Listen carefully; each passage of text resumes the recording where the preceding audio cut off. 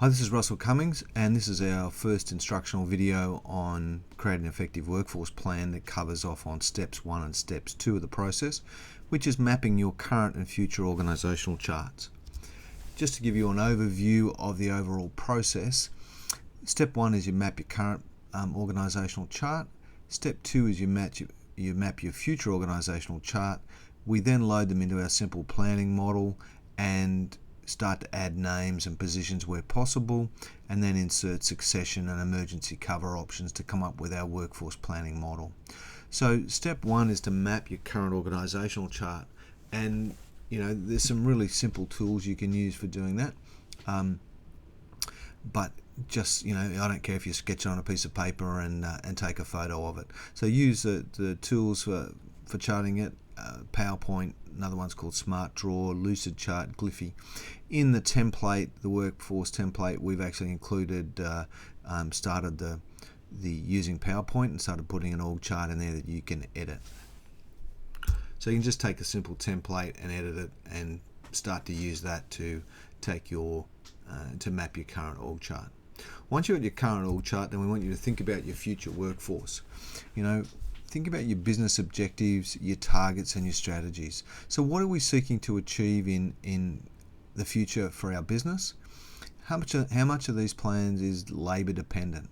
So, just because you double the size of the business doesn't mean that you need to double the size of your labour force. It probably means that you shouldn't double the size of your labour force. So then think then about what is the future outlook for our labour markets? So what's happening? So what are some of the key drivers in this, particularly in your industry? Will there be skill shortages in particular positions? Will there be an oversupply or a glut in others? So what are some of the impacts going to be on the labour market that you may want to take into consideration when pulling your plan together? What are the skill sets? So I've often found, what are the skill sets that are critical to our business? I've often found that looking back at your now chart gives you an idea of some of the skill sets that are really important. Often there is a position or two that the business hovers around and absolutely critical to success in your business. All right.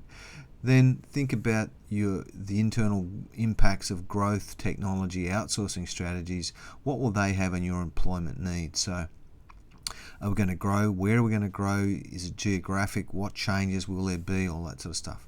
Technology, better use of technology may give you better leverage and require less people.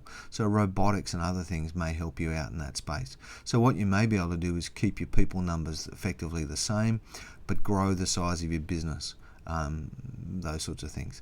Think about outsourcing strategy. In some industries at the moment, we're outsourcing components, repetitive components that are easily outsourced into other companies with cheaper labour costs. Think of accounting firms and telemarketing firms and call centres and those sorts of things have already been outsourced by lots of companies. What's the future hold for you? Are there outsourcing strategies in your future? I'm not suggesting that they should be, but you need to take into consideration whether they are. Then think and say, righto, to achieve our objectives, what new positions will we create and what positions will disappear? So build a model of, we're going to need some new positions. For argument's sake, if you're going to include lots of robots, mobile robots, there's now a term for people who handle those and manage robots called robot wranglers. You may need people with particular skills in robotics and programming or data analysis or other things to handle some of the future trends. Okay, then look across and build a bit of a draft of what you think of, but start to think about how do we build efficiency into our organisational structure? How can we get more out of the people resources that we've got? And what are the structural needs that they will have?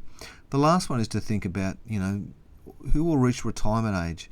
If you go down and project your labour force forward for 5 years, there may be really important people in your business that will be starting to head towards retirement age or will have reached retirement age. It's worthwhile thinking about them, how you might handle it if they retire, and having a discussion with them about what their plans might be and how you can get as much notice as possible about their plans and what they're hoping to do, and maybe keep them in your organisation in some capacity. once you've done that, then think about what will our organisation chart of the future look like. Okay, so just take the time to map that through. You can use the template that's in the sheet that's in the template that covers off those areas, and just make comments on each of them, each of those future impacts. But at the bottom, pull them together and say, what are the implications of these impacts on our future workforce? And then you can start to build your org chart for the future. It's blank there at the moment, but you can start to plug in all the things that you need to do. Take the time to build that future org chart. Think through a lot of the implications. Don't just sort of, take the now and add a few positions in. Think about how you can build efficiencies in. Think about the future, where your workforce is heading, where your business is heading, and what sort of people you're going to need and where you're going to need to locate them in order to achieve your strategies for the future. All right, so that's step 1 and step 2. We'll then move on to additional steps in future videos. Thank you.